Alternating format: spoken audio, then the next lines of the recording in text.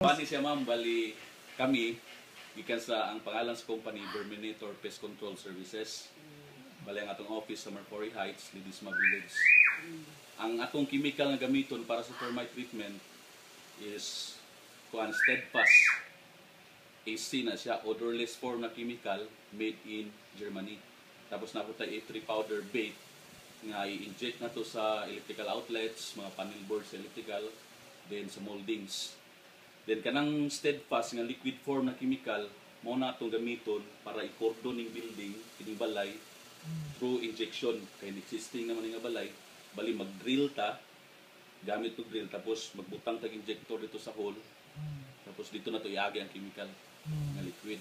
Pagkahuman na sa human sa soil poisoning, kining building human na to treat through baiting, then ang kisame. Sa kaon na mo ng kisame, i-spray na mo ang mga ceiling joists, mo na itawag siya wood drenching. Bali, termite proofing na to ang mga kahoy. Tapos, ang warranty atong ihatag sa inyo na 3 years warranty, including 1 year quarterly monitoring. So, meaning, in 1 year, 4 times mo anhi. So, every 3 months. So, to monitor. So, after sa 1 year monitoring, kung namin makita ang infestation rin sa balay, so, wala na may bayad. Within na nag-duration. So, kung ito i-compute na to siya, halimbawa, nag-less man mo ako ganiya o 15%, so 5.3 na lang. So, naara mo yung babayaran lang. Siya 15.3. Sa 18,000, less 15%. So, 15,300. 15,300. So, i-compute, i-divide nyo within 3 years, so inyong bayaran nyo is 5,100 na lang per year.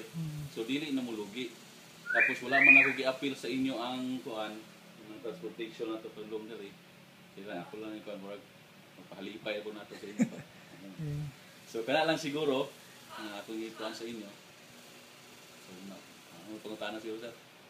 Oo naman po ito. Na-explain naman tayo. Ako to naman akong explain tong chemical na soil poisoning basi mapektuhan ng manok. Kuan siya, dili siya hazard sa mga livestock. Kaya ng mga kuan kay ibaon man nato siya sa yuta. Dili man nato i-spray nga na lang. Sa babaw i-spray. Sa ibabaw, isprayhan na muna siya. I-manual lang nato kay di man ta kasaka gamit og kuan kanang taas na power hose o gamit kay power spray man mong dalon gud. So dili man na pwede spray kay mga burot ning plywood. So dili pwede. So i-manual spraying na to siya. Kung masakaan ni sa isa ka tao sa isa-isawan na muna ang mga joists. Ang purpose ana i-termite proofing. So imbis na ng mga anay sa taas, di na siya kakaon. Mamatay na sila. Tapos kini yung mga panel board diri nga sa electrical, apilo na muna siya. Sa buwan manggod sa kanang sa ilalo man daw. Ang anay ma'am, diha mo ang gianan jud sa anay is electrical outlet, mga cracks. Kining building di man ni malikayan walay crack. Crack mo yun magtugod kag building within 1 year lang na mag-crack. Kini siya na tiles pero sa sulod ana na crack siya. So diha siya moagi ang mga passageway na mga matingala mo nga ngano nag-ilis mo tiles kay tungo na crack sa sulod. Kaon. So dili man problema ani kay pag humana to cordon ani ang mga gawas nga termites dili na sila magasulod kay cordon naman. So kung makasulod man gani sila, mamatay sila kay makontaminate man siya. Ganang chemical mo ginato na siya ingredients nga contamination gyapon magdikit mo na sila gud.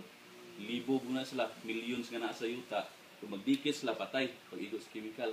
Kung makapasok man gani sila sa sulod sa balay o kaya nanay 16 nga anay dire. So dili na magakuan kay namong tay bait gibutang. Powder form na siya. Kaya di man pwede ato maka-spray ta o kana ganing liquid ya sa electrical outlet sir kay masunog na. So powder form na siya, dusting application, ibutang nato diya. So pilit siya da ang kalaban ng anang nga powder form nga bait basa. So dili man ni mabasa dito kay sama sulod. So inject na to na sa mga kahoy. Tapos lastly ana pagkitang unta mo pangitao na mo diri ang kanang termite queen. Kakita na wana na siya kadagko. Mo produce na siya sa isa ka adlaw hapit 12,000 plus. So ito within a month lang tingganan gayo. Mura na siya kanang mga itug-itug dito. Itluganan. Kuha na sir kung sa kuha nyo na siya anay yun na mo gawas. gamay na siya kaayo color di gatas kung matured na mo na may mong worker kay mga social insects mo na nana sila yung worker ang worker mo yung tigkaon na ninyong balay ang soldier mo yung tig guards colony kanang queen o king Mga di panganak. mo na yung tiguan tig produce Mao nang royal sa migas pa.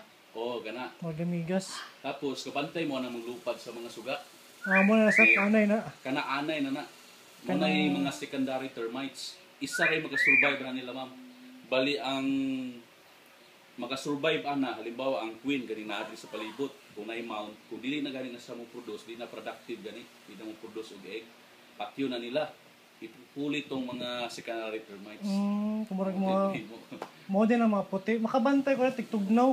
kana gawas na sila mga June June. May ana mga swarming season nila sir Ah, itinang naghana tingala ka mo kanon sa mga manok Dagay, screen na. kasulod gyapon na unang tingala mo sa asar na tapos kadaghan nila so di ka magula na kay mao gyud ni amo ang kuan makasalig kami sa anay kaysa ning mga ukpo ilaga kay household pest mo na pero kung mo concern na ato lang i-appeal kay maka kuan magyapon na appeal magyapon na sila pag-spray niya sige. Explain naman taran.